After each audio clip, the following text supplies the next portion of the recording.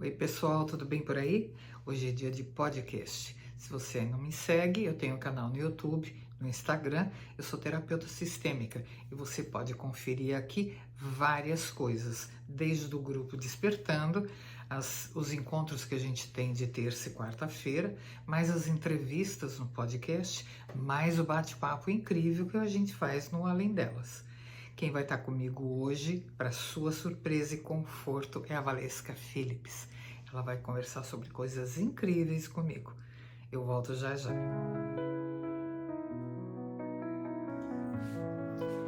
Pois é, pessoal, eu anunciei essa belezura que está aqui comigo, essa menina super inteligente, que é mentora de desenvolvimento humano.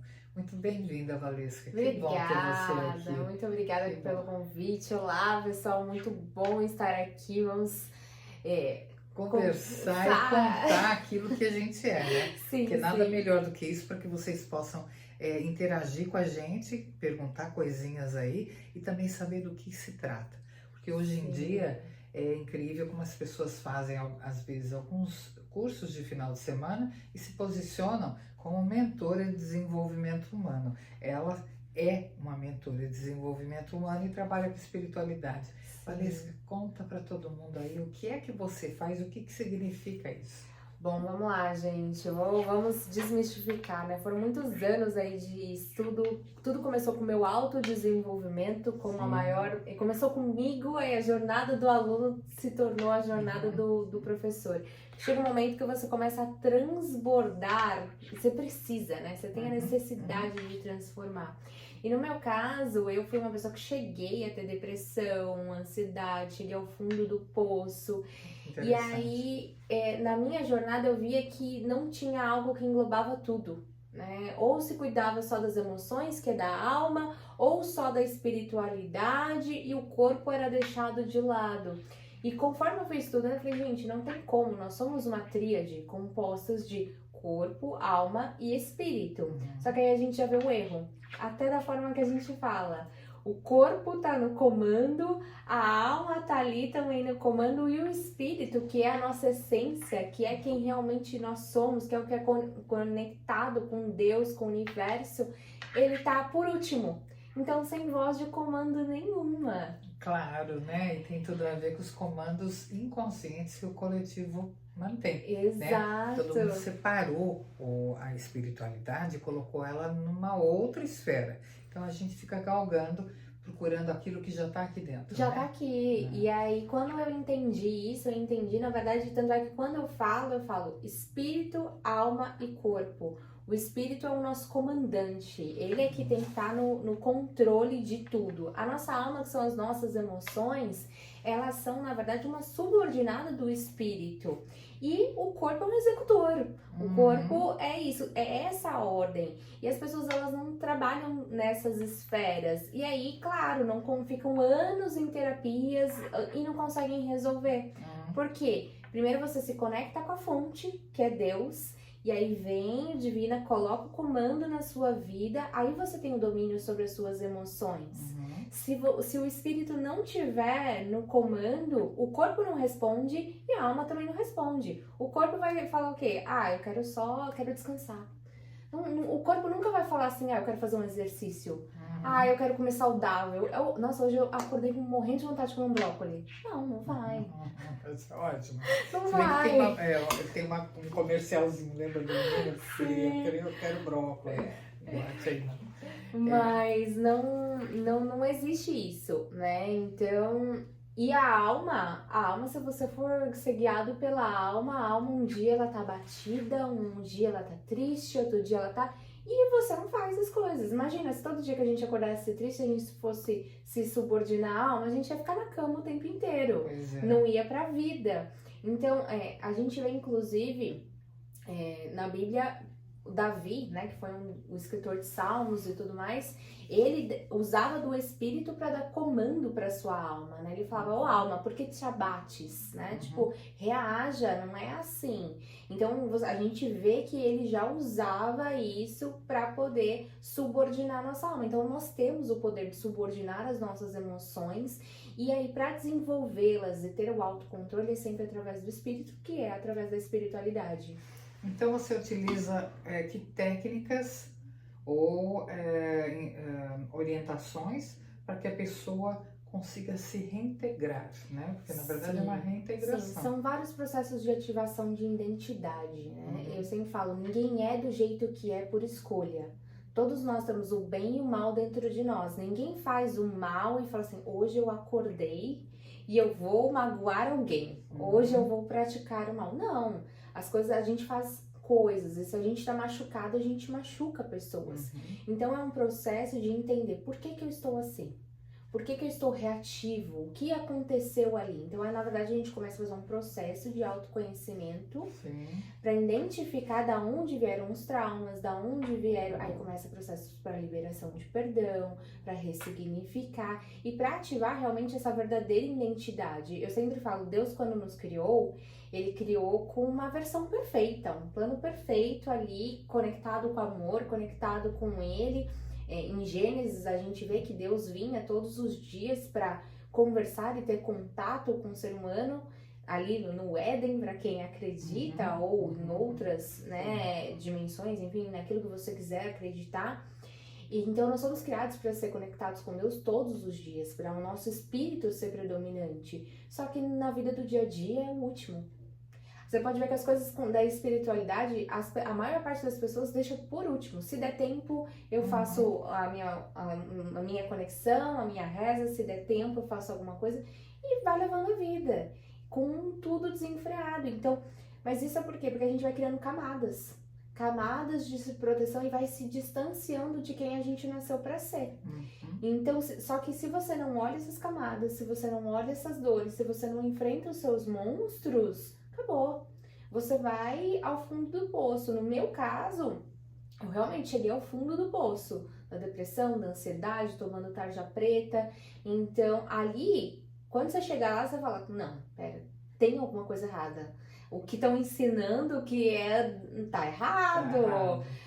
Tem alguma coisa errada. E aí, você vai começando a olhar, né, as pessoas que são dispostas. Porque é outro processo, é muito difícil encarar os monstros, é muito difícil olhar o que há de ruim em mim. E a gente só consegue mudar o que a gente tem clareza. Se eu acho que tá bom, que tá tudo certo, eu não vou mudar, eu vou continuar naquilo. Então, dentro da mentoria tem processos de condução para a pessoa chegar à consciência de, não, pera, não, realmente isso não é. A maior parte das pessoas que chegam na primeira mentoria falam, não, mas minha vida tá tudo bem. Não, tá tudo bem, tá tudo tranquilo, do jeito que tá bom. Eu dou conta, tá tudo tranquilo. Aí você começa a fazer uma pergunta aqui, uma pergunta ali, aí a pessoa começa a falar, não, né, talvez não seja tão bem assim. E aí começa a fazer um processo, começa a fazer outro, e aí a pessoa dá um insight e fala assim, não, pera, realmente não tá bom, né? A minha última mentorada foi muito engraçada, ela, não, tá tudo bem, tudo tranquilo, não tenho grandes problemas. No segundo encontro, tava ali chorando, colocando pra fora, porque a gente foi criado para colocar máscaras. E até quando entra num processo terapêutico, num primeiro momento, as pessoas querem manter a máscara do tá tudo bem. Não, tá tudo bem. Isso porque tem resistências, né? Tem. A gente, por causa de crença, tem resistências, né? Então, são amarras. Amarras imaginárias que prendem ali e a pessoa, ela não quer muitas vezes, ela não quer. Não é que ela não vê. No fundo, ela sente que tem algo errado. Mas nós somos ensinados a não sentir. Quando você é criança, falam, não chora. Você não pode chorar. Menina bonita não chora, não pode, você não pode sentir. Então, as pessoas, elas se paralisam e começam a se engessar e como se sentir fosse algo proibido. Menino, então, de maneira nenhuma. Homem não chora, homem não sente. Então, nós somos ensinados o oposto do que deveria ser. Porque se você não sente, você não entende o porquê do sentimento e você não tem a oportunidade de ressignificar. Você fica amarrado. E aí, cada vez você vai criando mais barreiras.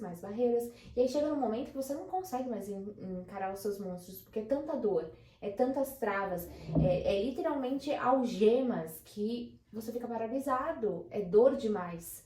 Então, você começa a entrar no quê? Na fuga. Só que aí, pra chegar nesse processo, começam sempre com autoconhecimento. Eu falo, a mentoria ela só funciona se a pessoa estiver disposta. Se ela não se abrir, eu posso ensinar todas as técnicas, tudo, e ela não vai funcionar. Então, ela tem que estar disposta. Eu sempre falo para os meus mentorados, tenta, dá o benefício da dúvida. Ah, parece loucura, é uma coisa tão... que a maior parte das coisas são coisas simples. Que as pessoas falam, não é possível que isso vai funcionar. Não é nada do sétimo mundo, mágico, não, são coisas simples. Mas que quando você coloca em ação, fazem uma mudança gigantesca. Eu falo, me dá o benefício da dúvida? Tenta. Se não der certo, você fala, louca, né? Mas assim, você vai ter tentado. Agora, e se? E se funciona? E se funciona?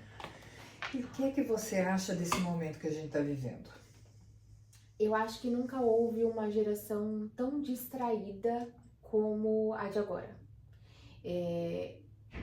A tecnologia, as coisas que seriam para de repente libertar por conta do acesso à informação, ela aprisiona. Eu falo, a diferença da internet pro bem e pro mal é como você usa. É a mesma coisa do remédio e do veneno. O remédio ali na dose certa, ele vai te curar, vai apaziguar, enfim. Na dose errada, ele vai te matar. E com a internet, nós tivemos um salto de informação. Tem informação em todos os lugares. E aí, claro, tem bons profissionais, maus profissionais, tem pessoas que colocam fake news e se tomam uma verdade, tem que ter um filtro muito grande ali.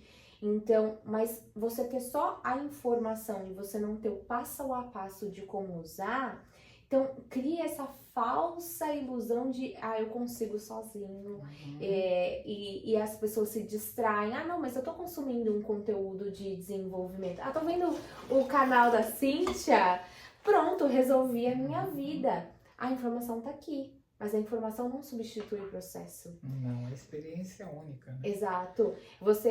A mesma coisa, você trabalha com constelação. A pessoa ver vídeos sobre constelação não vai constelar ela. Não vai trazer a dinâmica para ela. Então, ao mesmo tempo que ajuda a informação, às vezes atrapalha.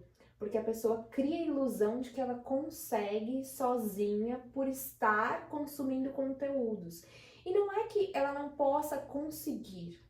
Até pode vir, mas o caminho é muito mais longo, muito mais demorado, muito mais dolorido. Quando você tem uma pessoa que já passou, que já testou, ela vai encurtar o caminho.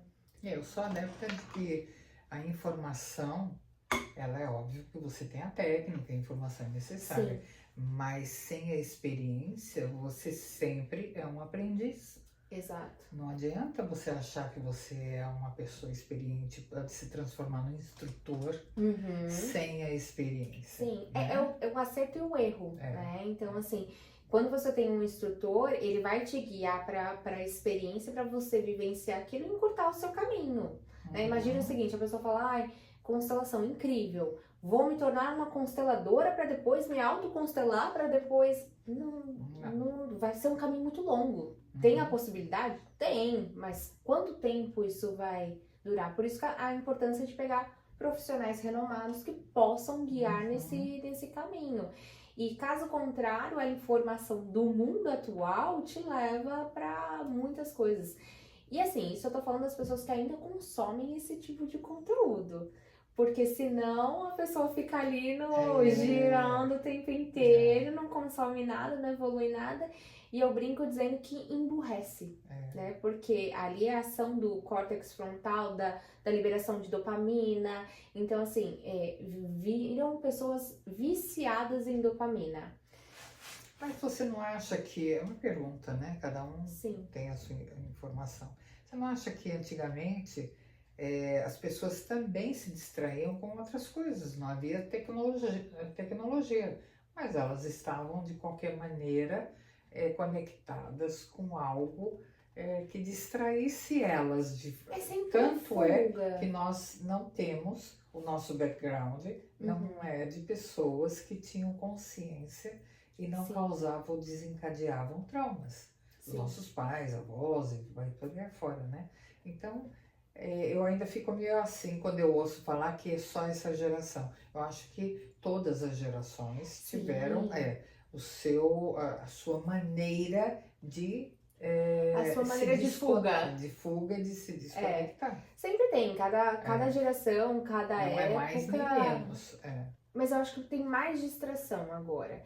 Se você for ver os números do aumento de ansiedade, de depressão e até mesmo no caso de suicídios de adolescentes, deram um disparo muito gigantesco. Até a questão de diminuir o QI das crianças por conta do uso de tela, isso já é cientificamente comprovado. Então, assim, não é que não tinha. É que o efeito colateral, né? Não é que não tinha. Tinham outros modos de fuga. Mas da forma que está gerando agora, quando a gente vai olhar do ponto de vista da neurociência, você está criando robozinhos viciados em dopamina, porque ali o celular está ativando no córtex pré-frontal e vai indo. Aí você fala, cara, tinha ansiedade e depressão nos adolescentes antigamente? Tinha. Mas o número pouco se falava, mas o número de mortes eram menores, né? Hoje eu conheço mais de uma pessoa que teve irmãos e irmãs que aos 15, 12, 13 anos cometeram suicídio. Então, assim, você não via esses números tão alarmantes antigamente. E até dos próprios... Aí entra na questão de comparação. As pessoas se comparavam antigamente? Sim, claro que tinha. Mas a gente tinha pouco espelho, né? Pouco acesso, né? Porque eu acho que a internet ela globalizou aquilo que eu sinto, alguém no Japão também sente. Aquilo, né? Aquilo que está no Brasil, lá no Canadá também aparece o mesmo. Então a gente começou a se identificar globalmente com determinados padrões, né? E aí gerou uma comparação sem medida, né? Então a grama do vizinho, antes para você ver a grama do vizinho, você tinha que andar até a grama do vizinho para ver, e você tinha um acesso limitado ali. Exatamente. Você ia ver 1, 2, 3. Agora você tem uma infinidade de pessoas num clique que geram um comportamento disfuncional, porque dá a impressão que você está sempre atrasada, que você está sempre para trás, que o outro tá tendo mais sucesso, que o outro tá sendo... Então, assim, gera uma comparação o tempo inteiro como se nunca fosse o suficiente. Então, é um pouco ilusão, talvez, de dizer que antigamente era um pouco mais feliz, mas eu acho que talvez mais conectado uns com os outros do que com si mesmo. Porque agora, na verdade, as pessoas param e olham para elas, mas não olham como elas são. Elas olham com a comparação com o outro. Eu sempre coloco isso, e eu tô desenvolvendo esse assunto, porque, claro, como uma mentora de desenvolvimento humano, ela também tem muita conexão com o próprio trabalho que eu faço. Eu acho que a falta de distração como a gente tem hoje não propiciou, ou de limitação, como você está dizendo, que era mais restrito, não ajudou em nada os nossos pais ou avós a se olharem de uma forma mais concreta e criar um mundo diferente. É dessa maneira que eu coloco. É um desdobrar, né? Você percebe são o que eu tô dinâmicas falando, diferentes, né? São dinâmicas diferentes. Eu tava conversando até com a Bia, minha amiga que está aqui, pra quem não sabe, que eu falei pra ela, os nossos pais, por um lado que a informação é bom, que ajuda, a gente tem acesso a muita coisa hoje, os nossos pais não tinham. Então, imagina, pra eles era muito difícil, por exemplo, eu fui diagnosticada com TDAH aos 32 anos. E eu falava pra minha mãe, eu falei, nossa mãe, mas você não percebeu? E minha mãe é uma pessoa que é formada em ciência social, estudou psicologia na faculdade, não é uma pessoa totalmente fora do contexto, né? Então, assim, ela falava, Lesca, não se falava, não se tinha informações. E aí, conversando com ela, a gente falando sobre coisa, ela falou assim, não, realmente, você tem tudo isso. Eu falei, só que não se tinha informação.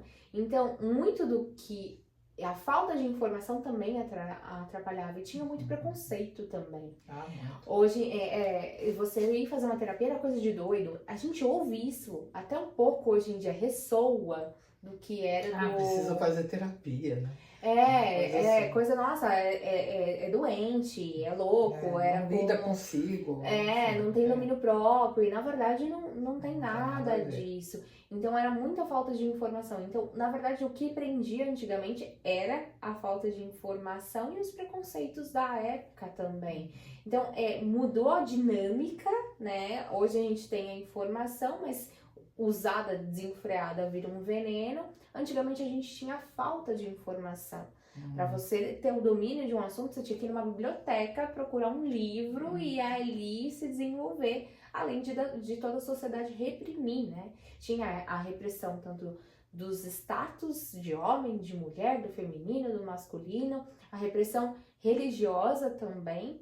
E além do que dos dogmas, né? É louco. Vai no psiquiatra, é louco. Vai numa terapia, é louco. Então as pessoas que faziam terapia ou que faziam algum tratamento, elas até escondiam, porque iam ser julgadas perante a sociedade. E a gente vê que isso ressoa um pouco, vem diminuindo, mas as próprias pessoas, até elas chegarem ao ponto delas aceitarem que elas precisam de uma ajuda, que elas precisam de alguém guiando e tudo mais, elas têm um processo muito demorado. Você fala hoje, Valesca, qual que é a sua maior dificuldade? É trazer a conscientização, a educação da pessoa conseguir ver nela as atitudes que estão sendo prejudiciais e falar, não, realmente, esse não é o caminho, eu preciso buscar uma outra alternativa, eu preciso me abrir para o novo, eu preciso buscar ajuda.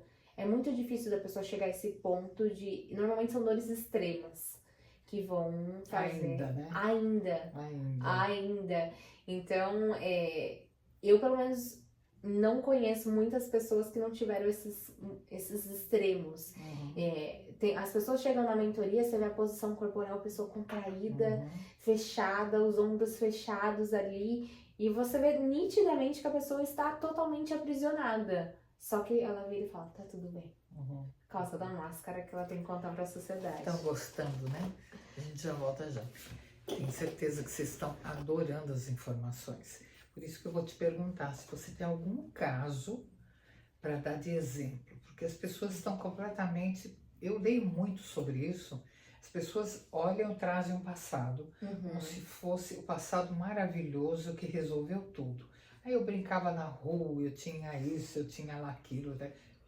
Tudo bem, foi tudo isso, mas não foi o suficiente para que você tivesse uma vida ou tivesse o hábito, como você acabou de falar, né? Mudasse a sua percepção, os seus hábitos, para você enveredar pelo autoconhecimento. Sim. Né? Porque a base de tudo vai ser o autoconhecimento. Sim. Quem eu sou, o que eu estou fazendo aqui. Né? E por que eu estou carregando tudo isso do passado. Sim. Ponto. A gente não tem mais o que eu colocar. Dá para eles aqui um exemplo bom, né? Antes de pegar essa crise que você falou, né? Que é um paradigma. A gente vai para o fundo do poço para poder buscar alguma saída, né? Sim. Como é isso? Como é que você identifica que você não precisa chegar a uma crise profunda? Você tem alguém que não chegou a esse ápice de nossa, estou sofrendo, meu mundo acabou, ou não? Todos eles mergulham muito fundo na dor. Eu tive alguns casos, normalmente quando chega, a pessoa já identificou que ela tá numa dor, ela já identificou que ela tá precisando de algo. Eu gosto de trabalhar com histórias, e aí muitas vezes com as próprias histórias da minha vida. E aí quando você traz a narrativa e a pessoa se identifica, ela começa a falar assim, então isso não é normal, né? Relacionamentos disfuncionais. Eu sempre falo, aonde tá a área da sua vida que não tá fluindo é porque alguma coisa dentro de você tá errado.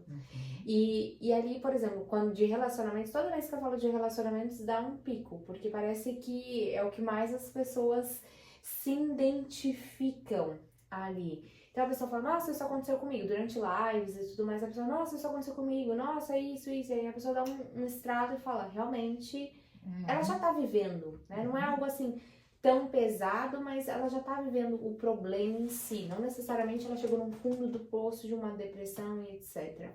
Teve um caso de uma pessoa que quando ela chegou até mim, ela tava com um problema no relacionamento mesmo. E só que ela tinha uma rejeição, sabe aquela coisa de apontar para o outro e não olhar para si mesma. Então, quando ela chegou até mim, ela chegou querendo uma validação. Mas eu não tô certa?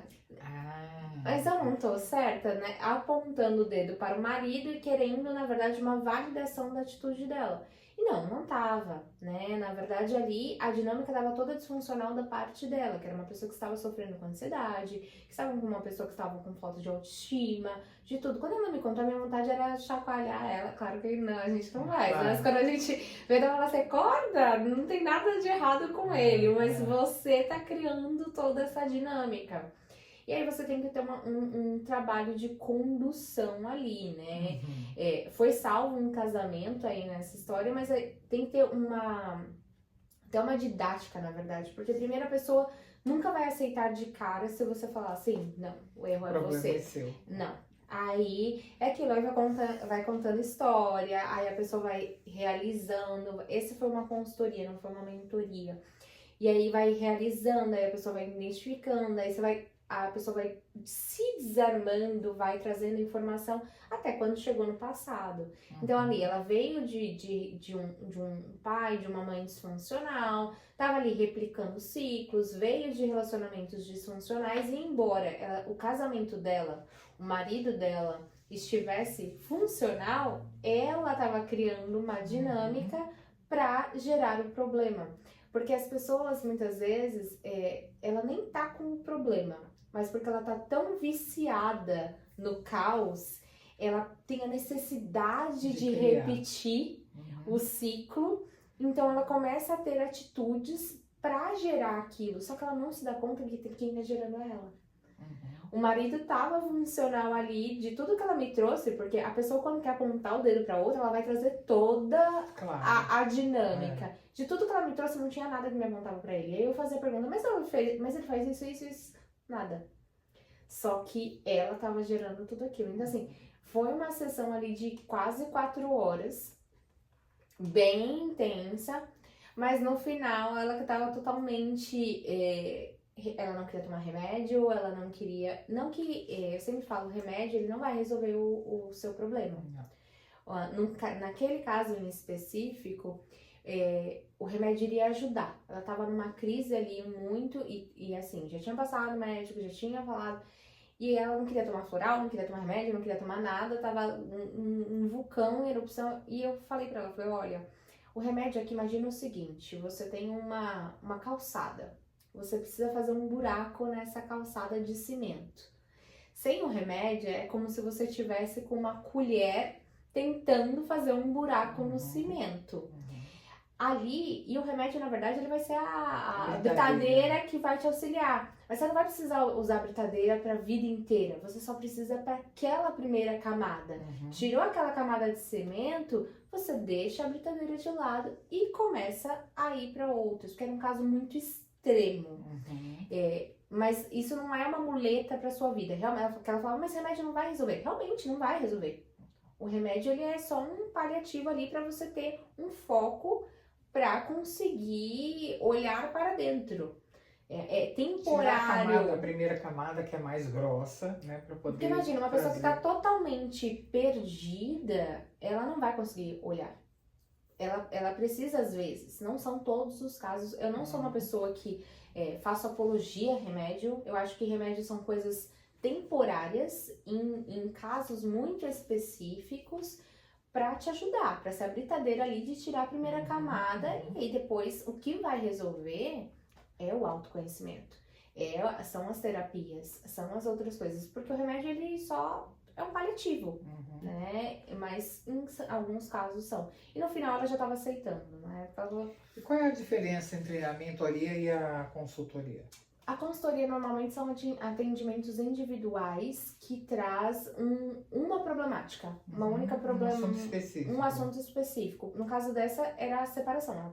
Ele já tinha pedido o divórcio para ela ela estava desesperada e achando que ele era o culpado da história. Então, aí ali eu fui entender a dinâmica e fui achar a raiz do problema. Então, nesse caso em específico, é um atendimento individual. Então, eu vou... Então, mesmo demorando 4 horas, é um atendimento. É um atendimento. E depois, é claro, eu vou fazer o feedback para saber o retorno e tudo mais de como foi. Mas aí, se a pessoa quiser, ela vai marcar um outro atendimento e vai. A consultoria individual é um tratamento de choque, né? Está explodindo uma bomba, preciso responder, é isso. Agora, a mentoria não, a mentoria são meses. A mentoria é você realmente se conhecer, são processos, você não vem com um problema. É uma mudança de vida. Vai tirando as casquinhas. É uma mudança de vida. Você vai entrar do ponto A e vai sair no ponto B. Você vai sair uma pessoa que eu falo que é com a sua identidade. Quem é você? A primeira pergunta, na minha primeira consulta, né, da mentoria é: quem é você? Aí as pessoas normalmente elas fazem o quê? Elas dão adjetivos. Eu trabalho com isso, eu faço isso, eu sou mãe de 3, não sei o que. Não. Não é o que você faz. O que você faz não define quem você é. E aí é um outro grande problema. As pessoas tendem a colocar o valor delas naquilo que elas fazem e não em quem elas são, na essência delas.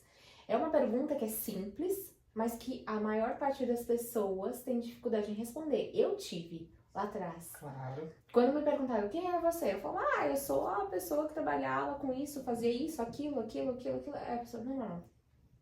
Não é o que você é para a sociedade, não são os adjetivos que você dá. E quem é você?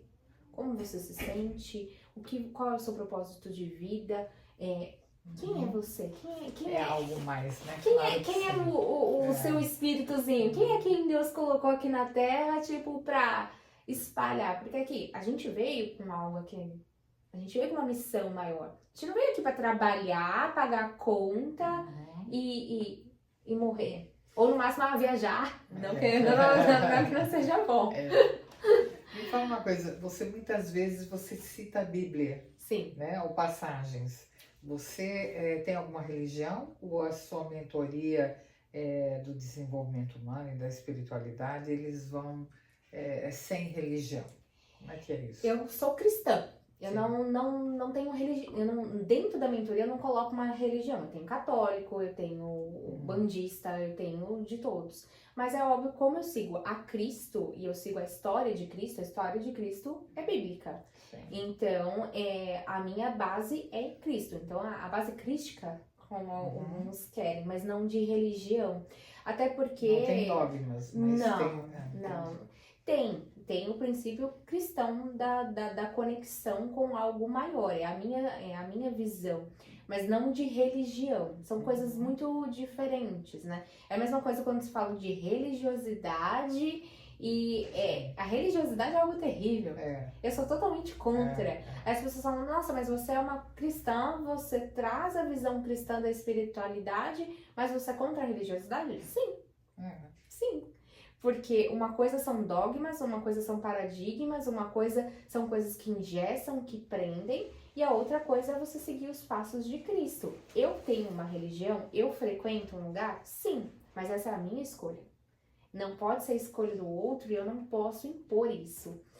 E eu deixo isso muito claro dentro da mentoria, porque cada um tem um caminho, cada um tem uma escolha, cada um tem uma crença. Eu sempre falo, até a não crença é uma crença. Até o não acreditar em algo é acreditar em algo. Então, assim, você não pode forçar as pessoas a acreditarem naquilo que você acredita. Óbvio que quem chega até a mentoria acredita em Cristo, acredita em Jesus, acredita... Básico. Isso não quer dizer que siga uma religião. Exatamente. Né? Quando você vai, por exemplo, eu vou fazer um clube da sabedoria, que eu trago ensinamentos bíblicos ali, eu não trago na religião tal, de acordo com o que falam tal. Não, eu trago... Qual é a sabedoria que está aqui? Que tem uma sabedoria milenar aqui, tem um ensinamento.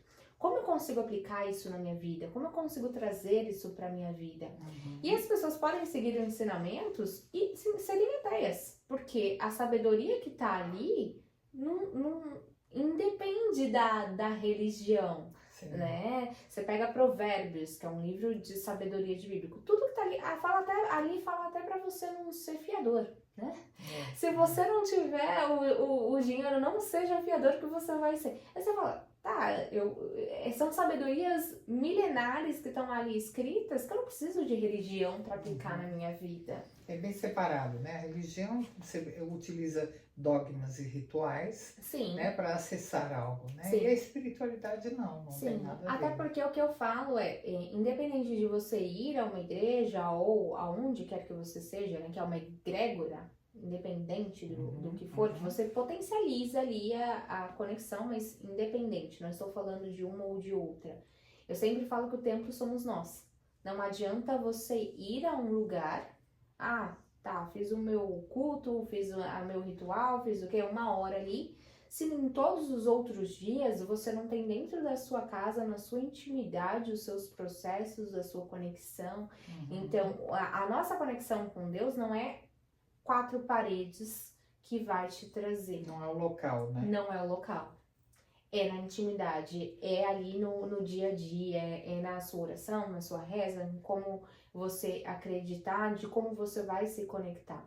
Claro, eu ensino formas de se conectar com Deus. Eu falo, olha, você tira um tempo com Deus, converse com Deus, com o nome que você quiser dar.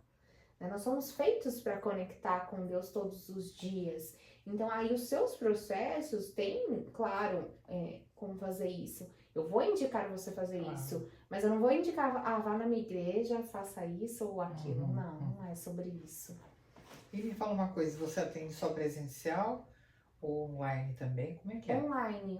Aliás, a maior parte das pessoas que eu atendo são online. Olha aí, sorte para vocês que estão aí em qualquer lugar do mundo. É isso que a tecnologia propiciou, né? Sim. A gente pode estar em qualquer lugar do mundo e a gente pode acessar os melhores profissionais para qualquer tipo de terapia. Isso é incrível. E você tem redes sociais? Como é que é isso? Sim. Estamos no Instagram, estamos no TikTok, estamos no YouTube. No YouTube, Valesca Fala, Valesca com W e C. Meu nome, eu falo que é engraçado, mas só fala Valesca com W e C, né? Do banheiro, né? Ninguém esquece, né? WALESCA, fala de falar, tanto no YouTube quanto no Instagram e no TikTok também. Vocês gostaram das dicas? É incrível, né? Procurem aí a Valesca, claro que vai estar tudo aqui escrito direitinho para vocês, prontinho, para vocês acessarem essas informações. Valesca, deixa uma mensagem boa aí para esse povo que está ouvindo. Claro. Olha, o que eu posso dizer para vocês que tudo que você está procurando fora está dentro de você.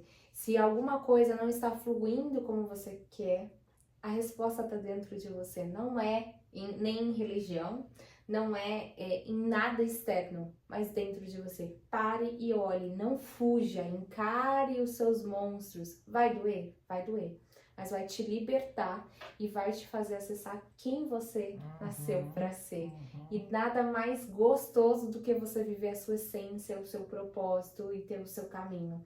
Quando você estiver fora desse lugar, vai ser doloroso. Mas a hora que você descobre, você consegue responder quem sou eu? Mas sem ser com adjetivos, aí você tá no caminho. Daí tá no caminho certo. Exato. E me fala uma coisa, que signo você é? Touro. Touro, aí ó. Essa linda menina taurina. Você sabe onde é que é o ascendente, lua, não? Sim, é ascendente em aquário e a lua em peixes. Olha aí. Essa profissão aquariana dela é óbvia, né? É óbvia. Trazer todos esses valores que ela tem numa área diferente, específica. Sim. Adorei falar com você, foi um prazer mesmo. Muito obrigada pelo convite, foi um prazer estar aqui. Certeza que vocês adoraram isso e vão continuar seguindo essa menina aqui, que dá mentoria para você descobrir quem você é. Tá bom? A gente fica por aqui. Beijo grande. Obrigada, beijo, tchau, tchau.